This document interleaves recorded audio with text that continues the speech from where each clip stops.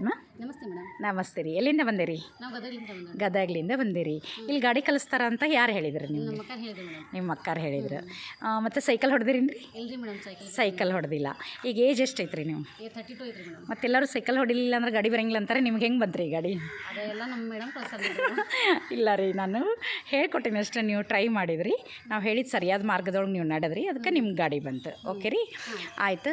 ಆಮೇಲೆ ಇವಾಗ ನಿಮ್ಗೆ ಮೊದಲು ಏನು ಅನಿಸ್ತಿತ್ತು, ಇವಾಗ ಬಂದಿಂದ ಏನು ಅನಿಸ್ತೈತಿ? ಒಂದು 4 ಮಾತು ಇದನ್ನು ಮಾಡಿರಿ, ಹೇಳ್ರಿ.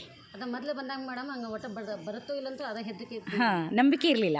ನಂಬಿಕೆ ಇದ್ದಿದ್ದು. ಹಿಂಗಂತಾರೆ ಇವರು, ನಮಗರೇ ಸೈಕಲ್ ಬರಂಗಿಲ್ಲ, ಗಾಡಿ ಹೆಂಗೆ ಬರ್ತೈತಿ ಅಂತ ಸಂಶಯ ಮಾಡ್ತಿದ್ರಿ. ಹೌದಾ? ಡೌಟ್ ಇತ್ತು ನಿಮ್ಗೆ.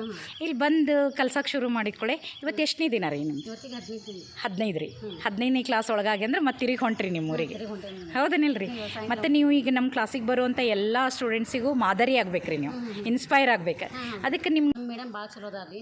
ತಾಳ್ಮೆ ಭಾಳ ಐತ್ರಿ ಅವ್ರಿಗೆ. ಅವ್ರು ಹೇಳಿದ್ದಂಗೆ ನಾವು ಕೇಳಿಬೇಕು. ಏನೇ ತಪ್ಪು ಮಾಡಿದ್ರೆ ಮೇಡಮ್ ನಾವು ಒಟ್ಟ ಬೈಯೋದಿಲ್ಲ, ತಾಳ್ಮೆಯಿಂದ ಕಳಿಸ್ತಾರೆ. ಅವ್ರು ಹೇಳ್ದಂಗೆ ಕೇಳಿದ್ರೆ ಗಾಡಿ ಬರ್ತೈತಿ. ಗಾಡಿ ಬೇಗ ಬರ್ತದೆ. ಟೀಚರ್ ಹೇಳಿದ್ದು ಕೇಳಿಲ್ಲ ಅಂದ್ರೆ ಗಾಡಿ ಬರಂಗಿಲ್ಲ, ಗಾಡಿ ಬರೋದಿಲ್ಲ ಮೇಡಮ್, ಹೊಡ್ತಾ ಬೀಳ್ತಾವ. ಹೇಳ್ರಿ, ಮತ್ತು ಟೀಚರ್ ಹೇಳಿದ್ದು ಕರೆಕ್ಟಾಗಿ ಕೇಳಿದ್ರೆ, ಫಾಲೋ ಮಾಡಿದರೆ ರೂಲ್ಸ್ಗಳನ್ನು, ಗಾಡಿ ಬರ್ತೈತೆ. ಅವ್ರ ಎಕ್ಸ್ಪೀರಿಯನ್ಸ್ ಹೇಳ್ಕೊತಾರೆ.